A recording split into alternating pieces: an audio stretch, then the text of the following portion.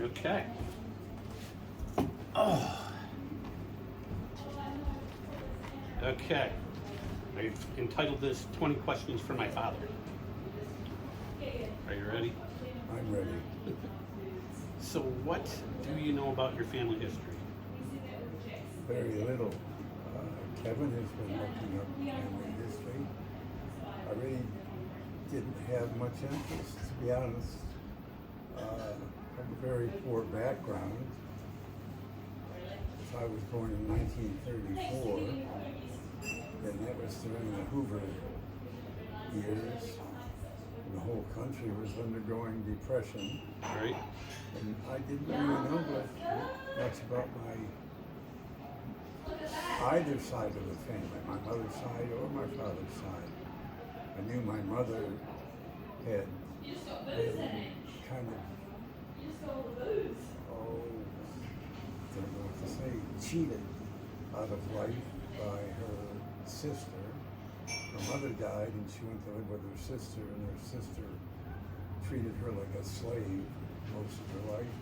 And then when she ran away with my father, they went to Detroit, and that's about where my understanding of our family history began. So where did you grow up? Detroit, west side of Detroit, poor side of Detroit. What do you remember most about it?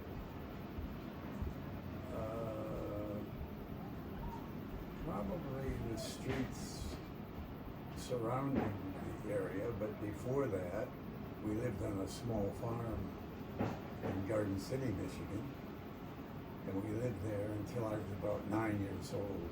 So I actually had begun my school years in Garden City, Michigan, until I was about the fourth grade when we moved to Detroit. And we moved to Detroit with a family of 5, plus my grandfather was 6. And we lived in a one-bedroom house with that imitation siding, and A little bit different from where we are right now. totally different. I can't believe the difference. But probably not uncommon back at that time, right? Pardon? Probably not uncommon back in those days when everybody coming out of the Great Depression and living under one roof type of deal, It right? wasn't uncommon, no. Living, I think, with my grandfather, sleeping upstairs in an attic, and I was sleeping in the same bed with 2 brothers. So it was a bit crowded. So how many siblings did you have? There was Betty, my sister, the eldest, and the most troublesome. Ed was the next in line. I was in the middle. Les followed a few years later. Then Rusty, my red-headed brother, and then many years later, Harry, my youngest brother, who's still alive. And the 2 of us left now out of the 6 children. Well, could you blame Betty for being so troubled after being the only daughter and the only sister in that whole group? I think too much was expected of her, to be honest, and she was reared to bear the burden of being the eldest and most responsible for taking care of children, domestics, farm work when we were on the farm. Get out of my shot. All of those things. What was your first job?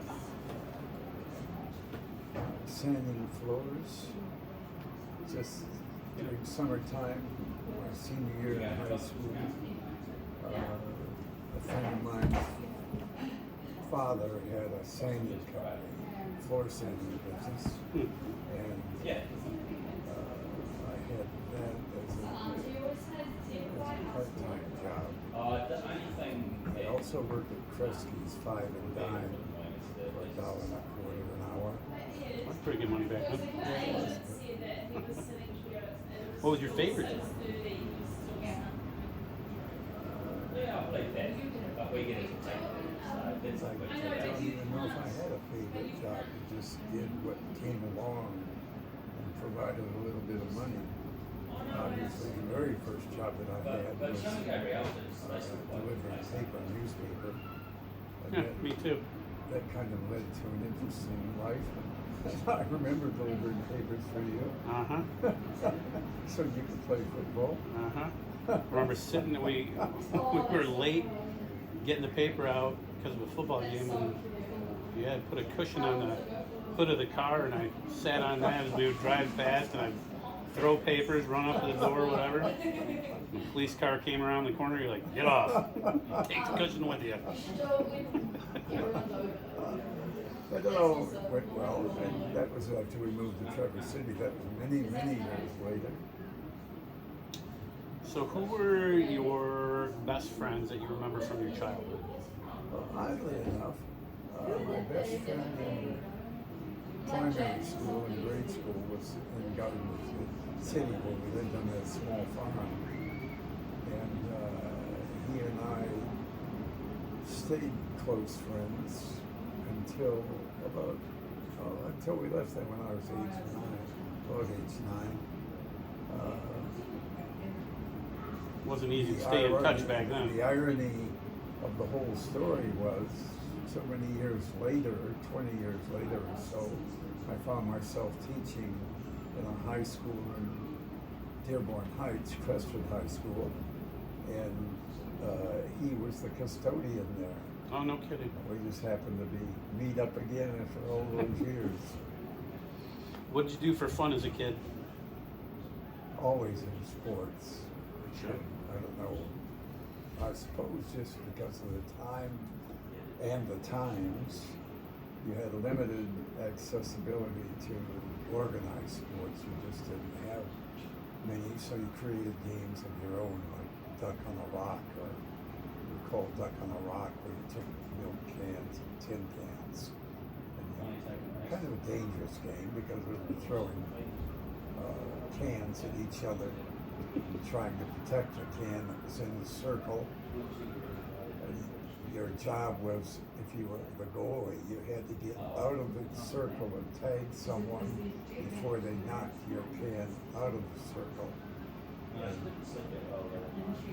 very often you got your hands hit. Sounds about right.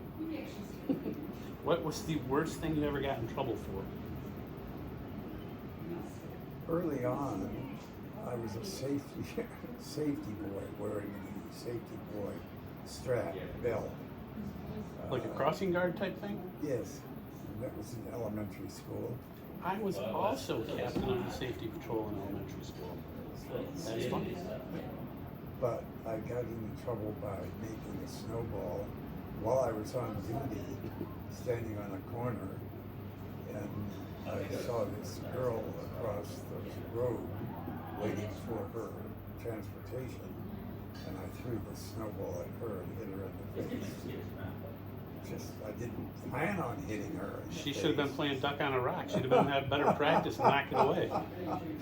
So I had plenty of practice throwing, catching and throwing, and the principal called all the safety boys together and asked for someone to confess to the crime of hitting a girl in the face, and no one confessed.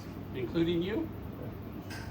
Once everyone kind of got the message that, well, this could not end well until someone did confess. So I did confess to it and got my punishment, which at that time meant getting Sure they had paddles back in school then. a lashing from the principal. But that's another thing. Would have been worse had you had the punishment at home. Much worse. Yeah, I'm sure. Much worse. What was your who was your favorite teacher in school?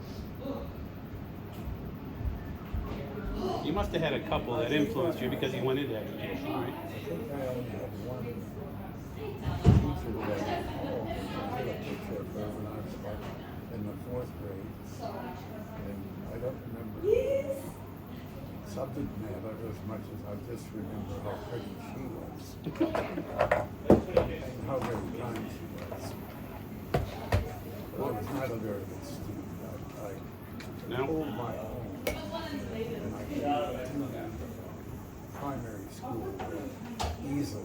was no problem. I remember one problem I had was on a test, and the question was, I still had trouble working this out years later. And a bicycle, if you were pedaling a bicycle, and the front sprocket was X size in diameter circumference, and you had a small sprocket on the back wheel, which one would turn faster? Would the back one turn at the same speed or a different speed than the front? I never figured out why I put down the answer, but I did, but it was the wrong one. So what was your best subject?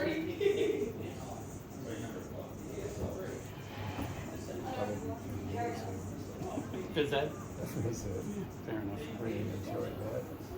It was not academic. It was not very academic. We grew up in a household with no books. Well, and they didn't place a priority on education, certainly. No. And the family wasn't academic at all, or even education oriented. It was all going to work in the factories after the war. So the whole family was working in the factories. Gotcha. Who was your first crush? Not shy. I'm going to cut all this. Early Jean Brasseur was my first one. I met her through the paper route. Her brother was a paper boy. She would help him.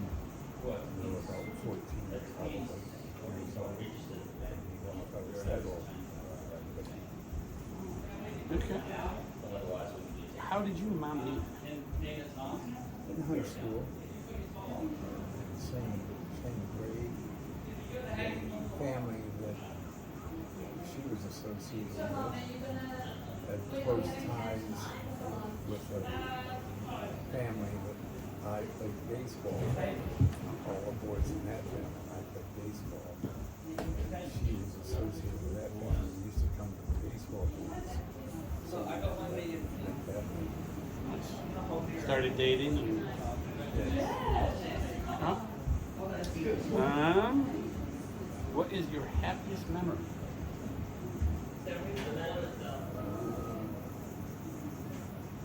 Probably having years.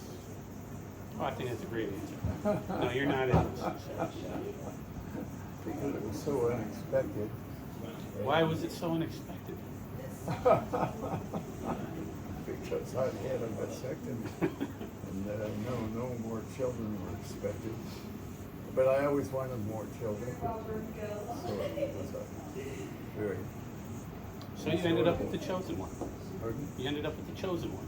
Exactly. Yeah, that's good. That's a good memory there.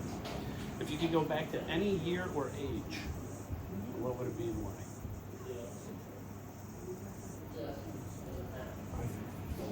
Out of the Navy and from the Navy, just to get my life underway after essentially wasted years in the Navy. All I wanted to do was get out. How many years were you in the Navy? 4 years. And kind of wasted years because I didn't have any future in what I was doing. Waving flags to send signals to another ship or something. I couldn't see myself doing that the rest of my life, or flashing lights. My favorite letter for flashing lights in semaphore was K, because K said, "Send again, I can't breathe you." What life advice do you have for your grandchildren? Study good poets and some good poetry. Follow basically the 10 Commandments, I think. Yeah, I don't think Interesting, because you're not a particularly religious person, though. No, I think I'm a Christian in that I think the best of people, want the best of people, try to be the best for people.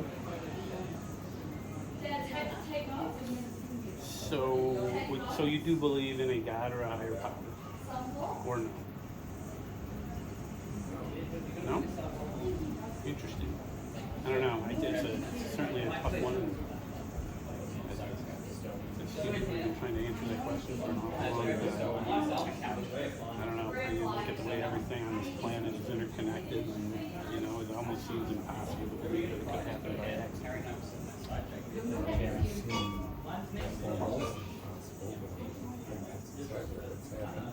The whole thing was just a big accident?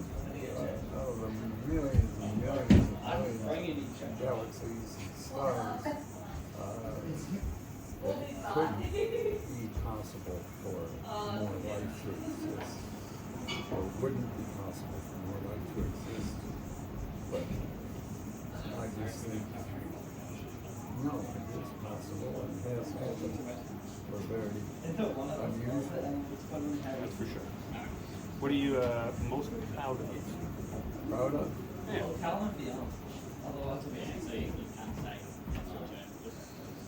Having given life to 3 successful sons that loved dearly.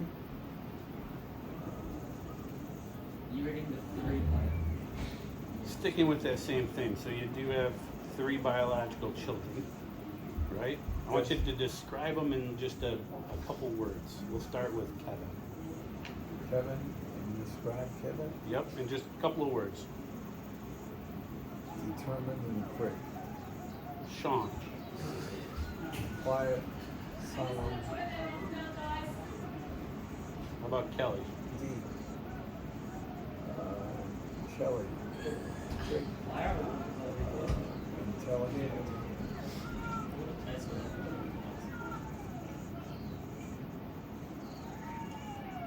That's it, huh? Yeah, I'll take let's it. stop there. Do you think Kevin and Sean know that I'm your favorite? Where what? Do you think Kevin and Sean know that I'm your favorite?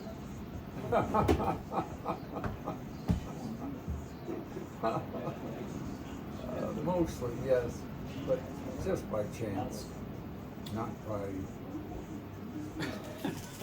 I'm kidding. no. That's right, by accident. Divine intervention. What are your biggest regrets? Regrets? Yeah. I mean, as you get to be 90 years old, and it's often said that the people regret, they don't regret the things they did, but more stuff and the things they didn't do. I think probably being a better parent and being a better teacher.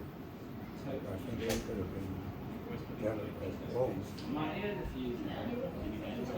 think every parent has that feeling. Pardon? I think every parent has that feeling. Yes. And I think the greatest mistake parents make is trying to live their life through their children. Oh, for sure. Certainly probably the greatest mistake as far as the children are concerned. I only have 2 more questions here. One, what was it? I mean, you can sit here, you can look at this place, and having lived here myself and visited here a few times, like I understand the allure, the draw of New Zealand. It is arguably one of the most beautiful places on the planet. But why did you? Because you guys had planned on moving here before I was even conceived or born, right? So why? What back then? Because we're talking 53. Like, why were you so focused in coming to New Zealand? Good question. It goes right back to my Navy life. When I was leaving the Navy, I had taken my college entrance exam and been accepted to the university. I wanted early release from the Navy so that I could enter college at the beginning of a semester. I was asking if we're going and you got one of the clocks. You made me put it on my head. And the Navy wouldn't release me, but they wanted me to extend my tour of duty a couple of years, and as a bonus, they would provide me with a cash bonus, and as an enticement, the ship that I was on was going to cross the equator and leave Hawaii, Pearl Harbor, and cross the equator and go to New Zealand, Australia. Because I'd been accepted to university, I couldn't take advantage of that opportunity to So you go never to got work. to go. No. So I missed out on going to Australia and New Zealand. Then maybe 20-some years later, when I was in Traverse City, they came up with a sabbatical leave program whereby you could apply, was granted leave, just take a leave of absence for a month or 3 months, A year, 6 months, a yeah. year. So an opportunity. I tried various avenues to get into programs that allow me that opportunity. But they didn't work out. For instance, No, I'm just so I like the I knew of the a drama teacher in who the had taught in Traverse City. And I saw an opportunity that way, so I applied, was accepted, but there wasn't any teacher in New Zealand who was willing To go the other way. other way. So that fell apart. Then I took advantage of the sabbatical leave program and got permission to do it that way. Dad. Hence I went to New Zealand. Are any of to these study books the good? English Is this culture here, ostensibly. Hold up, I need to drink something. For a month from the I haven't Traverse read a City. North Kindle in a while. And I had to do report Kind of back shame. to the staff of Traverse City. Yes. I had leave from Sure. New Zealand system. And I was very impressed.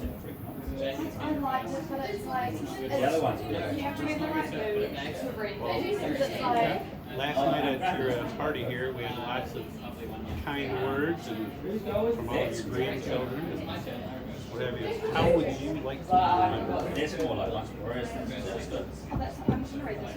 Yeah, cool. That Great that professor, It's Dad. going He made a difference. I love that photo. That's funny. Yeah. Well, every day, I can't tell you how thankful I am. You know, that you, it took a lot of courage, of course, to leave your, you know, how, what, your family situation, just change that course of history for our family. Yeah. Do they want to I'm help? thankful every day you made that move to Traverse City. I can't imagine my life growing up in Detroit. Totally foreign to me after growing up in the north woods of northern Michigan. So I'm thankful for that every step. I'll give you this little anecdote. I was teaching in Tuscaloosa High School in Dearborn Heights. And it was a sophomore class of English. And this girl named Shirley Pugh was in my class. yeah. And I started telling her about what this area used to be like when I was growing up. A small farm and where the roads were and what I had to do to just live in the area. And that was and she said, "Oh, where do you live?" So I told her where I lived. She said, "We live right across the street." You mind me? Told me her brother's name. Eli. I went home and told her mother that Mr. Clark was her English teacher. I like to use that one of the Daughter's best friend. And her mother's response was, "He was such a good little boy." And my mother took great offense to that. I'm sure. Well, that's not as good of an epitaph as made a difference. So Well, you certainly have made a difference, obviously, for Hi, Hamish. I appreciate you taking the time to do this. Be good. Great. Love you too.